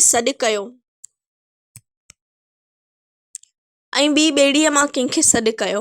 वीर में न गुज़री त हिकिड़े नौजवान छोकिरी ॿेड़ीअ में टुरपी आई। टुपण सां हुनजो जुबन छुली पियो, ॼण कंहिं बीठल पाणीअ में पथर उछलायो। लहरुनि दायरा बणाया ऐं लहरुनि खां मथे कर खणी बीठल कंवण लुॾिया, लमिया ऐं सानत थी विया। छोकिरीअ जो रंग मेहराण जहिड़ो मीरान जहिड़ो हो। हुन 2 चोटियूं कयूं हुयूं ऐं उन्हनि खे पाण में ईअं वराए छॾियो हुआईं जीअं दोस्त वरा को दिलि ते। छोकिरीअ सिखान संभालियो, पोड़े वंझ हलाया। ॿेड़ी विच सेर ॾांहुं वधण लॻी। विच सेर में दरिया ॾाढो वेकिरो, तेज़ ऐं ख़ौफ़नाक थी लॻो। दूर ताईं अछ ई अछ। सिज ॾकी थड़की दरिया में टुॿी हई ऐं शफ़क़ जा रंग खिड़ी वेठा। सुखान हलाईंदड़ छोकिरीअ जे पस मंज़र में नज़र ईंदड़ रंग ॼण हुन छोकिरीअ जी जिस्म मां फटी रहिया हुआ। छोकिरीअ रखे रखे हुन ॾांहुं थी निहारियो। हुन ॾांहुं त सभु निहारींदा हुआ। हू अंग्रेज़ हो ऐं मकानी माण्हुनि खां मुख़्तलिफ़ हो। इन करे जितां बि लंघंदो हो माण्हू हुनखे ॾिसंदा हुआ। हू हर रोज़ मेहरान जे कप ते अची वेहंदो हो ऐं हर रोज़ औरतूं, मर्द ऐं ॿार हुन ॾांहुं ईअं निहारींदा हुआ ॼण पहिरियों दफ़ो खेसि ॾिसी रहिया आहिनि। पर हुन छोकिरीअ जी निहार ॿियनि माण्हुनि जी निहार खां मुख़्तलिफ़ हुई। ॿिए ॾींहुं हू सारंग सां हिते आयो। सारंग हुनखे मुहाणनि खां ताज़ो पलो पचराए खारायो। उन ॾींहुं हुन छोकिरीअ खे ॾिठाई। हूअ चोरी चोरी हुनखे ॾिसी रही हुई ऐं ॾिठो अणॾिठो करे रही हुई। हाणे हू हर रोज़ दरिया जे किनारे ते अची वेहंदो हो। दरिया में ॿेड़ियूं पयूं ईंदियूं वेंदियूं हुयूं। मुहाणा मच्छियूं मारींदा ऐं कॾहिं कॾहिं काफ़ियूं ॻाईंदा हुआ। हू वझ वठी चोर निगाहुनि सां हुनखे ॾिसी वठंदो हो। हूअ बि लिकी लिकी हिन ॾांहुं निहारींदी हुई। अखियुनि खे बि कहिड़ियूं न अजीब जहिड़ियूं आदतूं आहिनि। किथे त थियूं नीहं लाइनि। छा हू सारी ॼमार ईअं दूर दूर खां हिनखे ॾिसंदो रहंदो? सूंहं जे रुञ पुठियां रुलंदो रहंदो? इहे दूरियूं ऐं मजबूरियूं कॾहिं ख़तमु न थींदियूं ऐं हू कॾहिं पंहिंजो पिरी माणे न सघंदो। पर छा माणण ई मोहबत जी मंज़िल आहे? हुन मुहाणी छोकिरीअ जी हिकिड़ी चोर निगाह, हिकिड़ी माणी भरी मुर्क मोहबत जी मंज़िल न आहे। हुन सोचियो, हाणे त मोहबत जे मामले में बि हू सफ़ा सिंधी थींदो पियो वञे। सारंग हुनजो दोस्त हो। विचोलो कद, चढ़ालू बदन, भंभी ॾाढ़ी, अछी पग, वॾी घेरेदार शलवार, फारसी ऐं अरबीअ जो आलिम हो। हाफ़िज़ त अरबर हो। सिंधीअ में शाइरी कंदो हो। संदसि काफ़ियूं ॻोठ ॻोठ में ॻाइबियूं हुयूं। हुन खां बि शायदि का मार्गरेट विछड़ी वई हुई। तॾहिं त अखियुनि में एॾी उदासी हूंदी हुअसि। हिकु ॿ दफ़ा ॻाल्हि खोलीमांसि पर अंदरि न ओरियाईं। हूअं सिंधी ॾाढा दिलि जा खुलियल, हर ॻाल्हि मुंहं ते चई ॾींदा, दिलि खोले टहिक ॾींदा, पर अंदरि पियो सड़ंदुनि, बाफ़ ॿाहिरि न कढंदा। सारंग बि कॾहिं मूंसां सची न कई। हिकिड़े ॾींहुं चयईं, मूंखे पंहिंजे देश जे हुसन शाइर बणायो आहे ऐं उन हुसन जी हिफ़ाज़त लाइ सिपाही बणियो आहियां। सारंग हुनखे सिंधी सेखारी हुई ऐं हुनजे मदद सां शाह लतीफ़ जे चूंड बेतनि जो तर्जुमो करे रहियो हो। सारंग हुनखे पंहिंजे देश जी तहज़ीब, शाइरी ऐं तारीख़ जे बारे में जो कुझु ॿुधाईंदो हो सो हू लिखंदो वेंदो हो। सारंग हुनखे सिंधी लोकगीत ऐं लोक कहाणियूं बि ॿुधायूं हुयूं। उन्हनि लोकगीतनि ऐं कहाणियुनि में सिंधियुनि जो रूह सिंधू वांगुरु छिली रहियो हो। हिकिड़ी मारी हुई जंहिंजी सत ऐं लॼ खां बादशाह जे हठ शिकस्त खाधी। हिकिड़ो ॾियाच हो जंहिं फ़नकार जी सदा ते सिर ॾिनो। सारंग सां गॾु हू सारी सिंध घुमियो। सेवण में लाल कलंदर जी दरगाह ते हुन हिंदू तोड़े मुसलमान औरतुनि खे मेहंदी नचाईंदे ऐं कलंदर जा सहरा ॻाईंदे ॾिठो ऐं जॾहिं दमाल वॻी त हुनजी दिलि चयो हो त पंहिंजा कपिड़ा फाड़े नांगो थी चमटो वॼाए, मस्तूं मस्त कलंदर लाल, झूलऊं झूल कलंदर लाल ॻाईंदो, एतिरो नचे जो साणो थी किरी पवे। दराज़नि ते हिंदू ऐं मुसलमान हिक ॿिए खे हथ ॿधी चई रहिया हुआ, हक़ मौजूद, सदा मौजूद। सभु गेड़ियूं अल्फियूं पाए नची रहिया हुआ। उते हिन हिकिड़ो वॾो ज़मींदार ॾिठो, पहिरियों घाड़ो अल्फी पातल, चेल ताईं वार विखरियल, हिकु हथ में चपड़ियूं, ॿिए हथ में यकदारो, अखियूं ॿूटे नची ॻाई रहियो हो। पाण पुन्हूं आऊं आहियां भेनर भुली न आहियां, पाण पुन्हूं आऊं आहियां भेनर भुली न आहियां। संदसि आवाज़ जे छोलियुनि मज़हबनि जे वेछनि खे मेटे रेटे छॾियो हो। सभु मज़हब उन्हनि छोलियुनि में गर्क थी विया हुआ। रुगो हक़ मौजूदु हो ऐं सदा मौजूदु हो। हुन अधु घाड़ा पेट बुखिया पोरियत बि ॾिठा, जिन खे पोरियत जी जांढ अलाए घणनि सदियुनि खां पीढ़ींदी हुई ऐं अलाए घणनि पीढ़ियुनि ताईं ईअं पीढ़ींदी रहंदी, पर संदनि चपनि ते का शिकायत कान हुई। ज़िंदगीअ जा सभई ॾुख सूर, हयातीअ जा हाञा सभु साईंअ जी सुखड़ी आहिनि। प्रींअ संदे पार जी मिड़ई मिठाई, कान्हे कड़ाई, चखियुनि जे चेत करे इन्हनि बुखियनि पोरियतनि खे ॾिसी हुनखे मीरनि जे दरबार यादि पई। वॾे हाल में विछायल ईरानी गालीचा, फ्रांसी साटन जे ज़रतार सां मढ़ियल गादेला, हीरनि जवाहरनि सां मढ़ियल गोल टोपियूं, हीरनि सां जुड़ियल खंजरनि ऐं तलवारुनि जा मुठिया, सोनियूं तलवारूं ऐं खंजर, सोन जा फानूस, वरी हुनखे फ्रांस जो वाल्टियर ऐं रूसो यादि पिया, जिन आम इंसाननि जे अज़मत जा गीत ॻाया हुआ ऐं संदनि ख़्यालनि जी ॼिर सारे यूरोप खे ॼिरकाए छॾियो हो। फ्रांस में खूनी इनकलाब आयो हो। पोरियतनि ऐं किन जहिड़नि कड़ामियुनि बास्टल जेल भॻो ऐं बादशाह ऐं राणीअ खे क़तल कयो हो। पर हिते तसौफ़ जी बर्फ़ जा तह ॼमियल हुआ ऐं रोसो ऐं वाल्टियर जे ख़्यालनि जी ॼिर हिते कान पहुती हुई। बहिराणियुनि में हिन ॿहड़नि वारियूं पाणियारियूं ॾिठियूं। हिकिड़ी फुटियूं चूंडींदड़ छोकिरीअ खे ॾिठाई त वर्ड सूरत जो नज़म लाबारो कंदड़ अकेली नींगरी यादि पयसि। हर ॻोठ में दरगाह हुई ऐं घणो करे हर दरगाह ते मेलो लॻंदो हो। मलाखड़ो, बल्हाड़ो, नाच खेज, रातियुनि जूं रिहाणियूं, राग, सोसी, रिली, अजरक, छिरियल कपिड़ा, ख्वांबा कपिड़ा, अंडलठ जा रंग, गज जे कावनि जा झलका, सितारनि जा टिमका, रंगनि, रोशनियुनि ऐं रागनि जी नगरी निंड खणी सिंध। हिक भेरे सारंग हिनखे पंहिंजे हिक ज़मींदार दोस्त वटि वठी वियो। राति थी त सारे ॻोठ जा माण्हू अची मिड़िया। रईस भट फ़क़ीरनि खे घुरायो हो। भट फ़क़ीर ॿिनि टोलियुनि में थी वेठा, हिकु टोली हिकु तरफ़ ऐं ॿी टोली ॿिए तरफ़। फानूस जी रोशनीअ में अछनि पगनि ऐं बंबे ॾाढ़ियुनि वारनि भटनि दोधी चनेसर जी ॻाल्हि खईं। विच में बबड़ थी ॿरियो। उलनि जो अक्स फ़क़ीरनि जे चहिरनि ते थी पियो। हिकिड़ी टोलीअ वाती वेड़ियुनि ॻाल्हि शुरू कई। चनेसर दोधे खां कावड़ जी दिल्ली हलियो वियो। अलादीन खे बाघल बाईअ जी ॿांह आछियाईं। अलादीन फ़ौज वठी सिंध ते काहे आयो। हाणे शाइर चवे थो, यकदम ॿी टोलीअ दुहल ते धक हयां, दम दम दम दम, ऐं दुहल जी दम दम ते गुंजंदड़ आवाज़नि में ॻाइण लॻा। अलादीन बि आयो जित आला काठ ॿरनि, पूरबी ऐं पछमी आहे अंत न उमराइन, कारा कका काबली कोहिस्तानी बे कुॾनि, ॻाढ़ा ॾेंभू डूंगरी जिनिन चेलाटा चहटनि, ईरान ऐं तोरान जा खिना ख्वाब खड़नि, अदा 9 लख 10 छलियूं, वो अची सिंध वकोड़े वतन। दुहल जो दमको बंदि थियो। हाणे हुन साॻी टोलीअ वाती वेड़ियुनि ॻाल्हि शुरू कई। मुड़सनि जा सिर हमेशह ॿनीअ में वनीअ ते वेंदा आहिनि।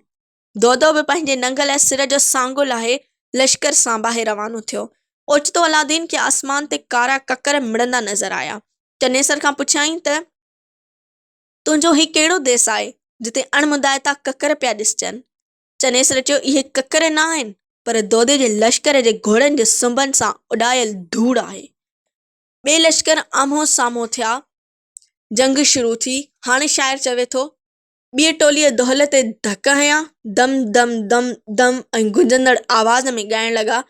माकड़ वांगे मींहं जी उत अचियो कान किरन, मर्दनि मथां रुक जूं थियूं ताव तराणियूं कनि, दड़ जिनिन जा धूड़ में सभु लिलहंग पिया लेटनि, मरसी मायनि ॼाया जे ओरहांगियूं बि अचनि, अदड़ी विढ़नि ईअं सूमरा जीअं गोॾा ॻाह वहनि। दुहल जी दमदम बटन जो गुंजंदड़ आवाज़ काइनात थी कुंबे। फिलिप महल ॾिसण लाइ सितारनि ॾांहुं निहारियो। सितारनि जो नूर झको थी रहियो हो ऐं उफ़क़ वठां हल्को हल्को सोजरो ज़ाहिर थी रहियो हो। हू दरिया तां उथियो ऐं माक बिनल गाह ते पेर रखे रेज़िडेंसीअ ॾांहुं रवानो थियो। हैदराबाद जे सिंधूअ जहिड़नि चांडरो किन सारंग खे मोहे छॾियो। पहिरें ॾींहुं जॾहिं हू हैदराबाद पहुतो त हैदराबाद जे हवाउनि डोड़ी अची हुनखे ॻराटड़ी पाती। चांड्रोकियूं थींदियूं हुयूं त हैदराबाद जो हुसन चांड्रोकीअ में विहिंजी सिंहिंजी ईअं टिड़ी पवंदो हो जीअं कुंवार जो जोबन सुहाग राति खां पोइ पहिरें गुसल सां टिड़ी पवंदो आहे। जायुनि मथां मंघ ईअं नज़र ईंदा हुआ ॼण विछड़ियल वनियूं कोठनि ते बीही अखियुनि ते हथ सां छांव करे पंहिंजे परदेस वयल घोटनि जी राह निहारे रहियूं हुजनि। टकरीअ ते हैदराबाद जो किलो हो। किले जे दरवाज़े जे अॻियां वॾो बुर्ज हो जंहिं तां सारे शहर ते नज़र पवंदी हुई। साॼे तरफ़ किले जे भित जे हिन भर सायूं सायूं ॿनियूं हुयूं जिन जी माक बिनल सावक ते चांड्रोकियूं लेटी पवंदियूं हुयूं। बुर्ज जे साम्हूं शाही बाज़ार हुई। अलहंदे तरफ़ मीर नसीर खान ऐं मीर मोहम्मद खान जा पड़ हुआ। उन्हनि जे भरिसां जमेदार कोड़े नारेजे वारनि जूं जायूं हुयूं। हेठि उतर तरफ़ भाई खान लोहार ऐं मथे चाढ़ीअ ते ठाठारनि जा पाड़ा हुआ। मीर मोहम्मद खान जे पिड़ जे उभरंदे पासे दीवान गदूमल वारनि जा घर ऐं सराऊं हुयूं। जुमन शाह जे पड़ में ज़रगर सोनारा ऐं मीरनि जा खटी रहंदा हुआ। उन खां अॻिते ख़ुदा आबादी आमलन ऐं भाई बंदनि जा पाड़ा हुआ। अॼु जिते हैदराबाद जो शहर आबाद हो कॾहिं उन साॻे हंधि नेरून जो कोट अॾियल हो ऐं उन कोट में गेड़ू अल्फी पातल बख्शू राजा तख़्त ते वेठो हो। रस्तनि ते राजा ॾाहिर जे पुट जैनसिया जा हाथी झूली रहिया हुआ। कोट जे ॿाहिरां तलाउ हो जंहिंजो पाणी आशिक जे अखियुनि खां वधीक साफ़ ऐं जंहिंजो चिरागाह इरम जे बाग़ खां वधीक वणंदड़ हो। उन तलाउ जे किनारे ते अरबनि खीमा खोड़िया। वॾनि जबनि वारा अरब आलिम ऐं सियाह सिंधी तारीख़ जाग्राफी ऐं सफ़रनामा लिखण लॻा। मंसूरा जो किलो तामीर थियो ऐं इन शहर जो ओज ख़तम थी वियो। पर वेरी वीरान वस्तियूं वसाईंदड़ ऐं नवां शहर अॾाईंदड़ गुलाम शाह कल्होड़े अची हुन उजड़ियल शहर खे आबाद कयो। टकरीअ ते किलो तामीर करायई। टालपुर उन किले जी हिफ़ाज़त करण लॻा पर पोइ उन्हनि साॻियनि टालपुरनि कल्होड़नि खे किले मां कढी पाण उन किले में हाकिम थी वेठा। तारीख़ जी लिक लकोटी सारंग मीरनि जे मुहाफ़िज़ दस्ते में शामिल थियो। सिपहगीरीअ जो फ़न सिखियाई। आलिम ऐं शाइर हो। सरकार वटि चङो मान थियुसि ऐं तुर ते नायब मुहाफ़िज़ जे रुतबे खे रसियो। वक़्तु वॾो वेझ पुराणा फट बि छुटायो छॾे पर सारंग जा फट न छुटा।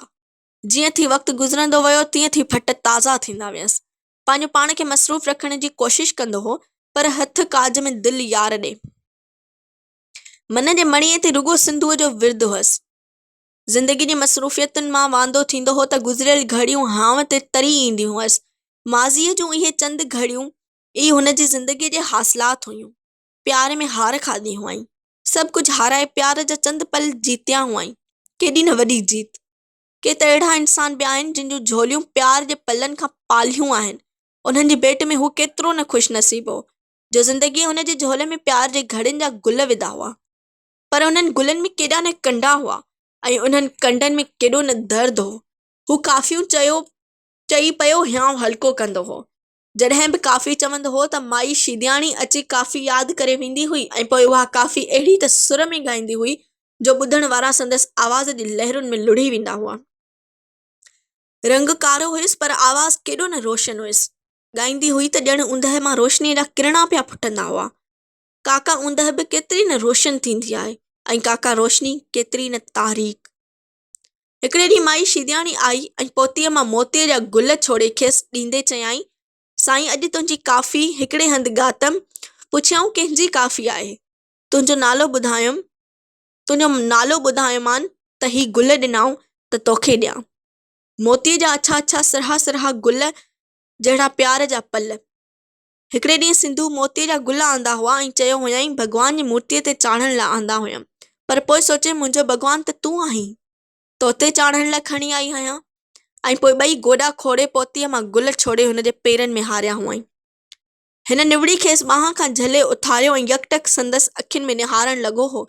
केॾो न प्यार हो हुन जे अखियुनि में। प्यार पंहिंजो हदूं टुपी पूॼा थी वियो हो ऐं हुनखे देवताउनि वारी बुलंदियुनि ते आणे वेहारियो हो। सिंधूअ जे प्यार हुनखे केतिरो न मान ॾिनो हो।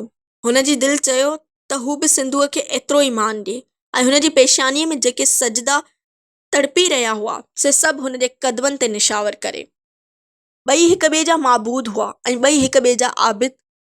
हुन झुकी पेरनि मां गुल खयां ऐं सिंधूअ जे चोटिन में लॻाईंदे चयाईं, चरी हिननि गुलनि जी जाइ मुंहिंजा पेर न पर तुंहिंजा वार आहिनि। सिंधूअ जे कारनि कारनि वारनि ऐं अछा अछा गुल ईअं नज़र अचण लॻा ॼण राति जी सिंध में सितारा, पर सितारा हिकु हिकु थी टुटंदा उथा उंधाइनि में गुम थींदा विया। अॼु माई शीदियाणी हुन वटि साॻिया मोतीअ जा गुल आंदा हुआ। माई, गुल मोटायां नथो, बाक़ी गुल मोकिलण वारनि खे चइजांइ त मुंहिंजे बाग़ जा सभई गुल कुमाइजी विया आहिनि। रुॻा कंडा बचिया आहिनि जेके मुंहिंजे हियांव में लॻा आहिनि। मूं वटि तव्हांजे गुलनि जी मोट में ॾियण लाइ कुझु बि कोन्हे। ॿिए ॾींहुं माई शीदियाणी वरी गुल खणी आई ऐं खेसि ॾींदे चयईं, साईं चवनि था असांखे मोट में कुझु न घुरिजे, तो असांजा गुल क़बूले असांखे मान ॾिनो आहे। असां तुंहिंजा थोराइता आहियूं। उन ॾींहुं सारंग गुल सुंघिया त खेसि गुलनि मां सिंधूअ जे हाम वारी हुबकार आई। सारंग खे हैदराबाद आए 6-7 साल गुज़री विया। उन विच में न हू शिकारपुर वियो ऐं न ई सिंधूअ जे बारे में कुझु ॿुधाईं। हैदराबाद में हुनजे फिलिप सां दोस्ती थी। शहर खां परे रेजिडेंसी जी इमारत हुई जंहिं में अंग्रेज़ रेजिडेंट कर्नल पॉटिंजर ऐं संदसि अमलो रहंदो हो। अंग्रेज़ कहिड़ा कहिड़ा न बहाना बनाए सिंध में आया हुआ। पहिरियां दाइमी दोस्तीअ जा मुहादा कयाऊं। मीर मुराद अलीअ जे इलाज लाइ डॉक्टर बर्नस आयो। वरी संदसि भाउ अलेक्जेंडर बर्नस रणजीत सिंह खे सूखड़ियूं ॾियण जो बहानो करे सिंधु नदीअ जे पड़ताल लाइ ॿेड़ा काहे लंघियो। सिंधु नदीअ ते वापारु करण लाइ कर्नल पॉटिंजर वॾी अटालीअ सां आयो। सुखन शिकारपुर ते कब्ज़ो करण लाइ सिंध जे सरहदनि ते हमिलो कयो। अंग्रेज़नि वरी ॿियो ठाह कयो ऐं अंग्रेज़ी सफ़ारत सिंध में रहण लॻी। फिलिप अंग्रेज़ रेजिडेंट जे अमले में हो। डिघो कद, बुत जो न भरियल ऐं न ई वरी सन्हो, अछो ऐं ॻाढ़ो रंग। हूअं त सभु यूरोपी अछा ऐं ॻाढ़ा हूंदा आहिनि, पर फिलिप जी अछाण ऐं ॻाढ़ाण ॾाढी वणंदड़ हुई। अखियूं अलाए छो उदास रहंदियूं हुयसि, हमेशह लुड़कण सां बिनल। शायदि हुन खां बि हुनजी सिंधू विछड़ी हुई ऐं संदसि अखियूं सॼण सारियो पयूं रोअंदियूं हुयूं। निहटो ऐं निमाणो, सफ़ा जहिड़ो सिंधी अंग्रेज़ त लॻंदो ई न हो। फारसी सुठी ॼाणींदो हो। सिंधी सारंग खां सिखी हुआईं। थोरे ई अरसे में एतिरी त सिंधी सिखी वियो हो जो हुनजी मदद सां शाह साईंअ जे बेतनि जो तर्जुमो करे रहियो हो। ॻाल्हाइण महिल सो हबकंदो हो। चवंदो हो जेसिताईं सिंधी ॿोलीअ खे माउ जी थञ सां न पीजे तेसिताईं पंहिंजो असुलु न कंदी। सिंध जी तारीख़ ऐं तहज़ीब ते किताब लिखी रहियो। फिलिप हुनखे विलायत जूं ॻाल्हियूं ॿुधाईंदो हो। फ्रांस विलायत में ॿ माण्हू पैदा थिया जिन आम माण्हुनि जी अज़मत जा अलम बुलंद कया। माण्हुनि में बाहि पिखिड़े छॾियाऊं। माण्हू जेल भॻो। बादशाह ऐं राणीअ खे क़तल कयाऊं। फिलिप जूं ॻाल्हियूं ॿुधी हू सोचींदो हो दुनिया केतिरी न वसी आहे। दुनिया जे किन हिसनि में नित नयूं इजादियूं थी रहियूं आहिनि। नित नवनि ख़्यालनि जूं शमाऊं रोशन थियूं आहिनि। पर सिंध अञा सुती पई आहे ऐं तकमील लाइ तारीख़ जे तारीक़नि में भटकी रही आहे। न असां वटि मंज़म ऐं तरबियत याफ़्ता फ़ौज आहे ऐं न नवां हथियार ऐं न ई मज़बूत मर्कज़। मीरनि सिंध ते कब्ज़ो कयो त सिंध खे जागीर सम्झी टुकड़ा टुकड़ा करे पाण में विरहाए खयाऊं। तारीख़ी मौजज़ो इहो त 4 ॼणा गॾिजी पिया हुकूमत कनि। बज़ाहिर त चारई पाण में ठहियल, पर अंदरि ख़ाली। हर हिक खे पंहिंजे हक़ तलफ़ीअ जो अहसास। आख़िर मीर सूबेदार बग़ावत कई। 12-13 हज़ार जवान वठी मैदान में निकितो। ख़ुदा कयो जो जहिड़ो टरी वियो, न त सिंध जी हिफ़ाज़त कंदड़ तलवारूं सिंध जे बचड़नि जे रत में ई रंगजनि हा। फिलिप हुनखे पंहिंजनि शाइरनि जे शेरनि जा तर्जुमा ॿुधाईंदो हो। हिकिड़ो ड्रामा नवीस हो, नालो अलाए छा हुअसि, वॾा वॾा ड्रामा लिखियाईं। हिकिड़े ड्रामे में लिखियो हुआईं त जंहिं माण्हूअ ते मौसीक़ी असरु नथी करे उहो माण्हू फ़क़ति 3 कमनि लाइ कारगर आहे: फुरलट, राॼ ढोई ऐं ठगी। शायदि अंग्रेज़नि ते बि मौसीक़ी असरु न कंदी आहे, तॾहिं हू राॼ ढोई, फुरलट ऐं ठगीअ में भड़ आहिनि। हिकिड़ो शाइर हो जंहिं चयो हो त मां ज़िंदगी जे कुंडनि ते किरियो आहियां ऐं रतो छाण थी पियो आहियां। जे अॼु ख़िज़ान आहे त सुभाणे ज़रूरु बहार ईंदी। हिकिड़े शाइर त असांजे सूफ़ी शाइर वांगुरु चयो हो, सूंहं सच आहे ऐं सच सूंहं। हक़ मौजूद सदा मौजूद, सूंहं मौजूद सदा मौजूद। छा सचल साईं हर हंधि पैदा थींदो आहे? छा लंडन में दराज़ा आहे जिते माण्हू गेड़ियूं अल्फियूं पाए यकतारा वॼाए नचंदा ॻाईंदा ऐं नारा हणंदा आहिनि? सूंहं मौजूद सदा मौजूद, हक़ मौजूद सदा मौजूद। पर न, हुननि वटि दराज़ा ऐं सचल साईं थी नथा सघनि। जे हुननि वटि सचल ऐं दराज़ा हुजनि हा त पोइ हू ईअं संगीनियूं ताणे असां वटि छो अचनि हा? पर फिलिप त सफ़ा दराज़ी आहे। हिकिड़े ॾींहुं हू खेसि शाह साईं जो बेत सम्झाए रहियो हो। आखूं ड्राखूं सरखंड शाखूं जित चोखा चंदन कुंवर, मई से ई माणिया जित न भरन भुअर, कुंवारियूं ऐं कुंवर कहा तपसूं काक जा। सारंग हुनखे हिकु हिकु लफ़्ज़ जी माना सम्झाई। फिलिप अखियूं ॿूटियूं ऐं चयाईं, हाणे वरी इहो बेत पढ़ी ॿुधाए। हुन वरी बेत पढ़ियो। फिलिप अखियूं ॿूटियूं ख़ामोश वेठो रहियो हो ऐं पोइ अखियूं खोले चयाईं, मूं दुनिया जे वॾनि वॾनि शाइरनि खे पढ़ियो आहे, पर शाह लतीफ़ वटि सूंहं जो जेको रचियल अहसासु आहे सो मूं कंहिं बि शाइर में न ॾिठो आहे। संदसि बेत ख़ुशबूअनि वांगुरु कुंवारनि ऐं कंवलनि जूं काइनातूं आहिनि। उन बेत ॿुधण खां पोइ मूं अखियूं खोलियूं त मूंखे सारी काइनात नए सिर तख़लीक़ थींदे नज़र आई, जंहिं में सूंहं ई सूंहं आहे, ख़ुशबू ई ख़ुशबू आहे, ऐं जंहिं में अहिड़ा कुंवारा कंवल आहिनि जिन ते अञा भंवर न भरिया आहिनि। फिलिप माठ थी वियो ऐं पोइ दूर खलाउनि में निहारींदे चयाईं, शाह लतीफ़ खे पढ़ण खां पोइ मूंखे ख़बर पई आहे त ज़िंदगीअ जो मक़सदु छा आहे। ज़िंदगी जो रुॻो हिकिड़ो मक़सदु आहे त इंसानु हिन दुनिया जे हुस्न में वाधारो करे, पोरियत हथ ताजमहल बनाए ऐं न त नयूं इजादूं करे ज़िंदगी जे हुस्न में वाधारो कंदा आहिनि, ऐं शाइर हथ अहिड़ा बेत लिखी ज़िंदगीअ खे हुस्न बख़्शींदा आहिनि। हिकिड़े ॾींहुं फिलिप सां गॾु सरकारी कम सां अॻे हिनखे शिकारपुर वञिणो पियो। शिकारपुर जंहिं हुनखे फट ॾिना हुआ ऐं जंहिं खां भॼी हिन हैदराबाद में पनाह वरिती हुई। जीअं थी शिकारपुर वेझी ईंदी वई तीअं थी हिन जा चाक चिकंदा विया। उहो साॻियो वणु जंहिं सां हिन घोड़ो ॿधो हो, उहो साॻियो खूह जिते नेण नेज़ा बणिजी हिन जे हाव में खुता हुआ, साॻियो मंदरु, साॻियो तलाउ, वणनि जो साॻियो झुगिटो, सभु कुझु साॻियो हो, पर सिंधू कान हुई। वक़्तु कीअं न बदिलजी थो वञे, जहिड़ियूं जाॻंदियूं हक़ीक़तूं ख़्वाब बणिजी थियूं वञनि।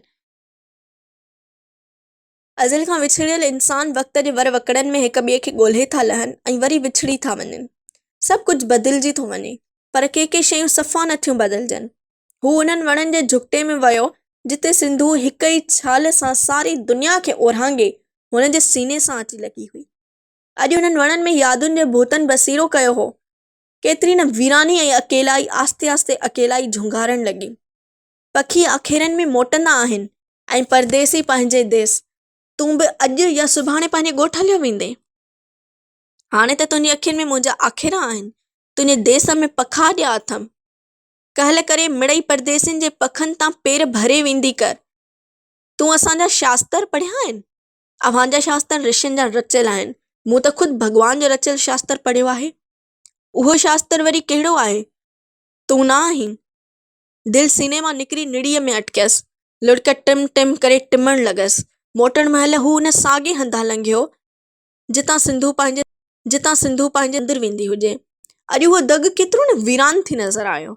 ओचितो हुनखे रस्ते ते हिकिड़ी औरत नज़र आई, मोतीअ जे गुलनि जहिड़ी सफ़ेद साड़ी, चंड जहिड़ी पेशानीअ ते तिलक, कारा कारा वार। सिंधू! हुन जी रूह रह कई। हा, हूअ सिंधू हुई। हुन जी तकमील जंहिंखां जुदा थी हू टुटल सितारे जियां ज़िंदगी जी तारीख़ खिलाउनि में गुम थींदो वियो। अॼु उहा सिंधू हुन जे साम्हूं हुई। वक़्तु हुन सां हिकु नई चाल चलियो हो ऐं हेतिरनि सालनि खां पोइ हुननि ॿिन्ही खे हिक ॿिए जे आम्हूं साम्हूं आणे बीहारियो हो। सिंधूअ सां गॾु हुन जो घोटु हो, सुहिणो शहज़ादो।